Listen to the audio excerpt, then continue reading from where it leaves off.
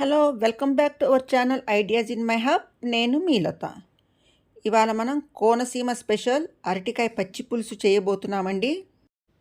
ఇవాళ మా కోడలు అత్తయ్య నేను అరటికాయ పచ్చి పులుసు చేస్తాను అని చెప్పింది. సరే అది ఏ విధంగా మేము చేసుకున్నామో మీతో షేర్ చేయాలనిపించిందని చేస్తున్నానండి. సో దానికి కావాల్సిన మెయిన్ ఇంగ్రీడియంట్స్ చూపించేస్తాను. 2 అరటికాయలు ఉడకబెట్టేసి పీల్ చేసినవి ఇవి. ఒక మీడియం సైజు 2 ఉల్లిపాయలు సన్నగా చాప్ చేసాము. అలాగే సన్నగా చాప్ చేసిన కొత్తిమీర. ఇది చింతపండు గుజ్జండి, మరి గట్టిగా చేయకూడదు, కొంచెం పల్చగా ఉండాలి. ఇంగువ, పసుపు, ఇది ఒక 4 పచ్చిమిర్చి గ్రైండ్ చేసినవి, కరివేపాకు, 2 ఎండుమిర్చీలు, ఆవాలు, మినప్పప్పు, శనగపప్పు, రుచికి సరిపడ ఉప్పు, అలాగే కొంచెం బెల్లం తురుము, జీలకర్ర. మెయిన్ ఇంగ్రీడియంట్స్ ఇవ్వండి. సో తయారీ విధానం కూడా చూసేద్దామా.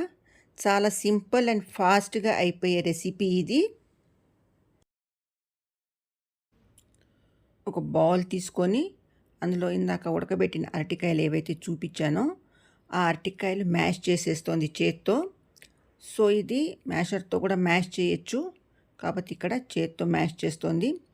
సో సడన్గా ఎవరైనా ఇంటికి గెస్టులు వచ్చారు, కూరలు ఏమీ లేవు, అరటికాయ ఉల్లిపాయ ఉంటే అరటికాయ ఉల్లిపాయ కూర చేసే కన్నా ఇలా డిఫరెంట్గా చేస్తే టేస్టీగా ఉంటుంది. ఇది అన్నంలోనే కాకుండా చపాతీ రోటీలా కూడా బాగుంటుంది తినటానికి. సో మొత్తం ఆ అరటికాయని మ్యాష్ చేసేద్దాం ఫస్ట్.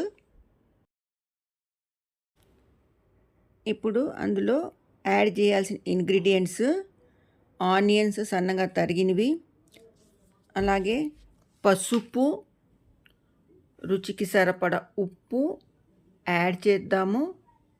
దాంతోపాటు పచ్చిమిర్చి పేస్ట్ ఏదైతే ఉందో ఆ పచ్చిమిర్చి పేస్ట్ కూడా యాడ్ చేసి, చింతపండు గుజ్జు ఇందాక ఏదైతే మనం తీసామో ఆ చింతపండు గుజ్జు కూడా అందులో యాడ్ చేసేద్దాము.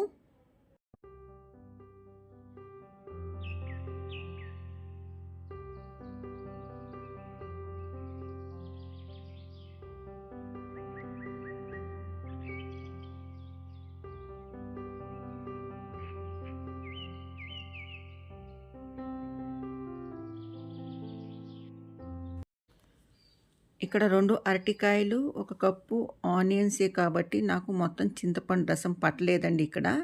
సో ఎక్కువ అవుతుంది, పుల్లగా అయిపోతుందని నేను ఆ కప్పులో నుంచి 3/4 వరకే ఇందులో చింతపండు రసం యాడ్ చేశాను. మిగతా 1/4 అలాగే పెట్టేశాను. సో మీరు తీసుకునే క్వాంటిటీని బట్టి, అరటికాయల క్వాంటిటీని బట్టి మీరు చింతపండు రసం అనేది యాడ్ చేసుకోండి. అందులో కొంచెం బెల్లం యాడ్ చేశాను. స్వీట్ ఎక్కువ తినగలిగే వాళ్ళు కొంచెం ఎక్కువ బెల్లం యాడ్ చేసుకోవచ్చు. స్వీట్ తక్కువ కావాలి అనుకున్న వాళ్ళు తక్కువ బెల్లం యాడ్ చేయండి, అది మీ ఇష్టం. మిశ్రమం కొంచెం గట్టిగా ఉన్నది కాబట్టి అందులో కొంచెం వాటర్ యాడ్ చేసి ఒకసారి మొత్తం ఆ మిశ్రమాన్ని కలిపేసేద్దామా. ఆ పచ్చి పులుసు మరీ గట్టిగా ఉండకూడదు, మరీ పల్చగా ఉండకూడదండి. ఆ కన్సిస్టెన్సీ అనేది ఈ రకంగా ఉండాలి. సో వాటర్ చూసి యాడ్ చేయాలి. ఇప్పుడు నెక్స్ట్ ప్రాసెస్ అనేది చూసేద్దాము. సో నెక్స్ట్ ప్రాసెస్ తిరగమాతండి. బాండీ హీట్ ఎక్కిన తర్వాత అందులో కొంచెం ఆయిల్ యాడ్ చేసి, ఇందాక ఏవైతే తిరగమాత గింజలు ఉన్నాయో శనగపప్పు, మినపప్పు, ఆవాలు, జీలకర్ర, ఎండుమిర్చి, కరివేపాకు, అలాగే ఇంగువ, ఇవన్నీ అందులో వేసేసి తిరగమాత వేగిన తర్వాత ఆ తిరగమాతని మనం ఆ అరటికాయ పచ్చి పులుసులో కలిపేసేద్దాము. చాలా ఈజీ ప్రాసెస్ కదా, కొత్తగా వంట నేర్చుకునే వాళ్ళు కూడా ఈజీగా చేయొచ్చు అండ్ ఫాస్ట్గా అయిపోయే రెసిపీ అండి ఇది.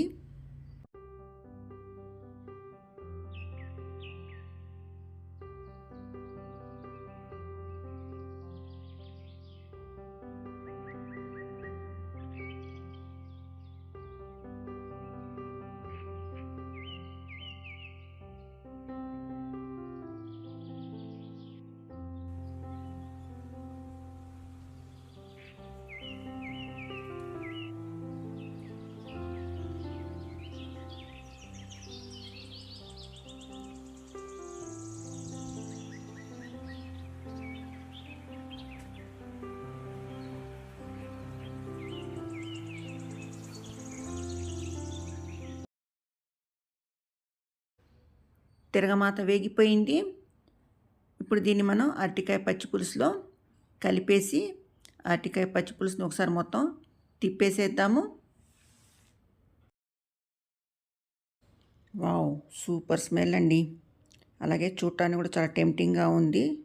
టేస్ట్ కూడా అదిరిపోతుంది. సో ఇప్పుడు మనం దీన్ని కొత్తిమీరతో కొంచెం గార్నిష్ చేద్దాము. కొత్తిమీరతో గార్నిష్ చేసేసి సర్వింగ్కి రెడీ చేసేసాము. కోనసీమ స్పెషల్ అరటికాయ పచ్చి పులుసు. సో ఇదండి మా కోడలు చేసిన అరటికాయ పచ్చి పులుసు, కోనసీమ స్పెషల్. సో మీకు కూడా ఈ రెసిపీ ఖచ్చితంగా నచ్చుతుందని అనుకుంటాను. నచ్చితే లైక్ చేయటం అస్సలు మర్చిపోవద్దు.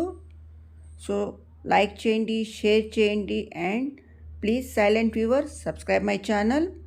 మళ్ళీ ఇంకో కొత్త రెసిపీతో మీ ముందర ఉంటాను. Till then have a good day and thanks for watching.